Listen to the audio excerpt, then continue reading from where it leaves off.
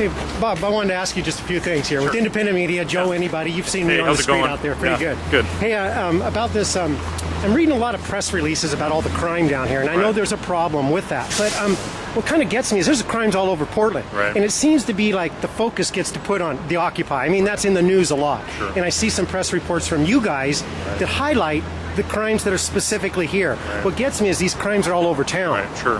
And when you highlight just here, it seems to get the focus of the media and the attention of everybody. It's like, it's only an Occupy.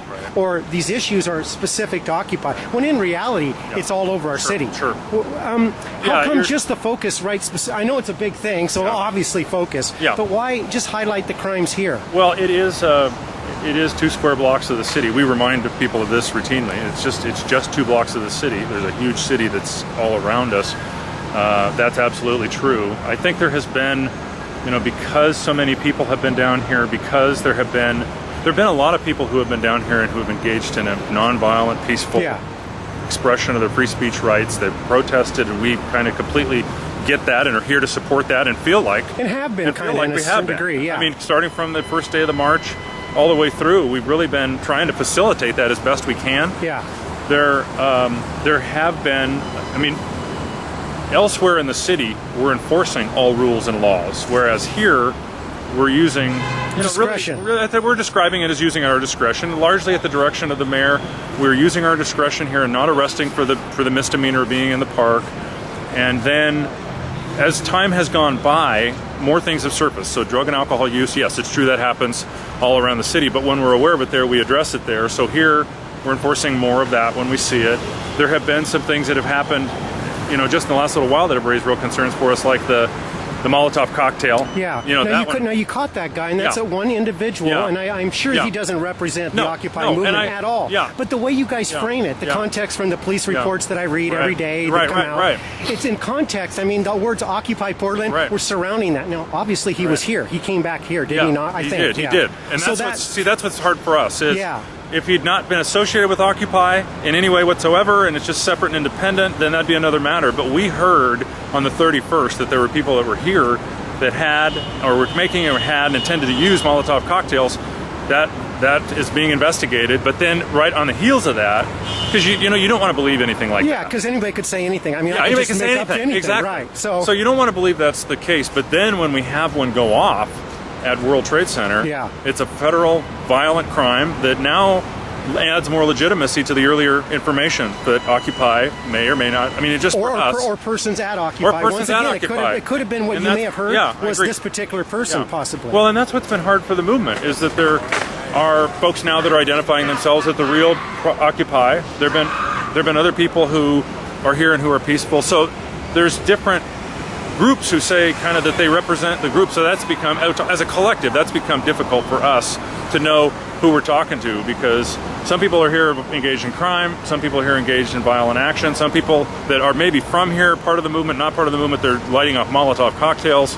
So it's complicated for us. It is complicated. Yeah. What I felt just really discouraging, and it's really got me kind of up in arms a little bit, is because I'm trying to cover this and just cover what's going on, is that it's so focused on, the bikes that were stolen, found at Occupy, the break-in with knives and backpack, found at Occupy. These things happen all over, and you could pin stuff on TriMet, or you could pin stuff on certain bars or certain, and yet it's really, I think, and then the news gets behind it. I asked some of the officers, how come so many out here? Well, we're hearing stuff in the stuff in the news, don't you?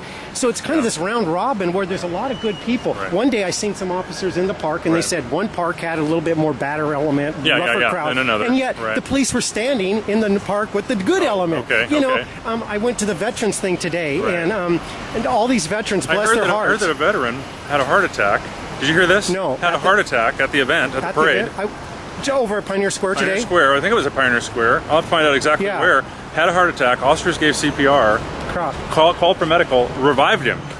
Brought him back to life. He's at the hospital alive. You think that was in Portland? I think that was here. I got the call this morning. The fire bureau called me and said, that it happened, and that we're going to work on a joint press release, and we want to identify the officers, and well, that's good. So that's huge. Yeah, I like good things, and there good are news. and I do meet some cops that do good things. The burglary type stuff. I'm really big on that. The protest movement with police standing there looking at peaceful protesters. And I see that a lot. I know when Reese got into office, he kind of backed off on that a little bit, and I appreciate that. When we come out to the big marches, there's 4, 5, 6 guys. You don't need a whole crowd of now with the Occupy thing back, it's back to the RoboCops all hiding in the park, and a lot of them. But it hasn't been that very much. Well, the other day when Chase Manhattan guy was in town. Once they get mobile, there must have been 75 cops all dressed up. They definitely want to be prepared. I mean, they're not necessarily going to act unless something happens. In that case, nothing happened. But for us to not be prepared and to have a large-scale demonstration where there's property damage or injury would be irresponsible for us. It would be. I don't want you to be irresponsible, but here's what happens. I think. What happens is you spend all that money, 80 cops sit in the park with all the RoboCop stuff on. Costs big dollars to the taxpayer. $316,000 in overtime so far. So, and I meet these guys in the park. For the Veterans for Peace, 8 guys sitting there watching the veterans. Now, you told me a good story. I don't know if that happened or not, because I didn't see it, and I was there most of the time. I got there right when it started, so it may have happened before. But 8 guys all getting overtime to watch peaceful veterans. I mean, what's that cost? And then you put it in like, look how much this is costing us. Well, who made the call to send 8 guys to watch a bunch of veterans? You know, at the end of the day for us, with all of the things that have happened, when you add them all up, I think all of us would have preferred for this stuff not to have happened. These things that we're reporting on, the crimes, the bad things, the Molotov cocktail, all these things. We would have preferred none of those things happen, that they had no affiliation whatsoever with Occupy. But the fact of the matter is that it's here, it's happened, and so therefore we are at a point where people are overdosing in the park. But I heard there's like up to hundreds of overdoses a year in Portland. Some people die. A lot of people die from overdose deaths, but it's happening here in what amounts to a city-sanctioned event, and ultimately becomes too problematic. Is that your friends there? Well, I got to go. Okay. Nice talking to you, and we covered some good things. And thank you. Okay, great. Thanks.